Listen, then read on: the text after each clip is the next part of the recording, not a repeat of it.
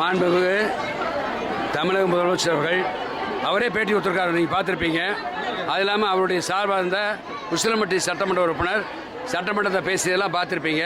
மாண்புமிகு முதலமைச்சர் அவர்கள் 2021 பொறுப்பேற்ற பின்பு அவருடைய கொள்கையே தாரக மந்திரமே எல்லோருக்கும் எல்லாம், இல்லை ஜாதியோ மதமோ கட்சியோ இனம் பார்க்காம எல்லோருக்கும் எல்லா காரியங்களையும் செய்வோம்னு சொன்னார். மக்களுக்கு வேண்டிய நல்ல காரியங்களை செய்து கொண்டிருக்கார்.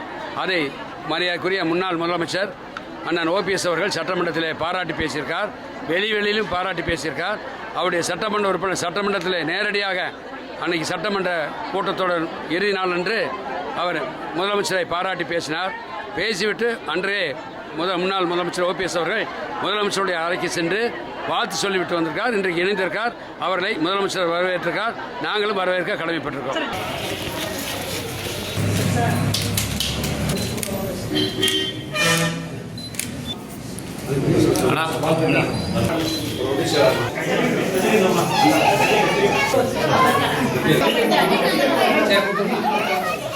முத்தாத்தாள், செல்லத்துறை, ஜீவானந்தம், வெண்ணிலா.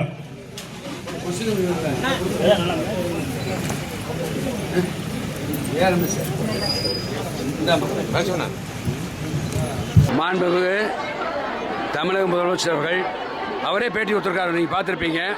அது இல்லாமல் அவருடைய சார்பாக இருந்த உசிலம்பட்டி சட்டமன்ற உறுப்பினர் சட்டமன்றத்தை பேசியதெல்லாம் பார்த்துருப்பீங்க. மாண்புமிகு முதலமைச்சர் அவர்கள் 2021 பொறுப்பேற்ற பின்பு அவருடைய கொள்கையே தாரக மந்திரமே எல்லோருக்கும் எல்லாம், இல்லை ஜாதியோ மதமோ கட்சியோ இனம் பார்க்காம எல்லோருக்கும் எல்லா காரியங்களையும் செய்வோம்னு சொன்னார். மக்களுக்கு வேண்டிய நல்ல காரியங்களை செய்து கொண்டிருக்கார். அதை மரியாதைக்குரிய முன்னாள் முதலமைச்சர் அண்ணன் ஓபிஎஸ் அவர்கள் சட்டமன்றத்தில் பாராட்டி பேசியிருக்கார். வெளியிலும் பாராட்டி பேசியிருக்கார்.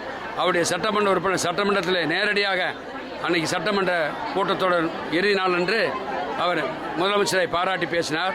பேசிவிட்டு அன்றே முன்னாள் முதலமைச்சர் ஓபிஎஸ் அவர்கள் முதலமைச்சருடைய அறைக்கு சென்று வாழ்த்து சொல்லிவிட்டு வந்திருக்கார். இன்றைக்கு இணைந்திருக்கார்.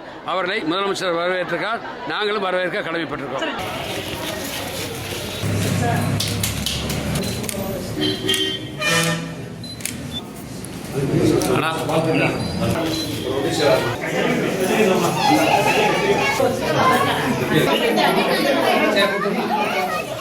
முத்தாத்தாள், செல்லத்துறை, ஜீவானந்தம், வெண்ணிலா.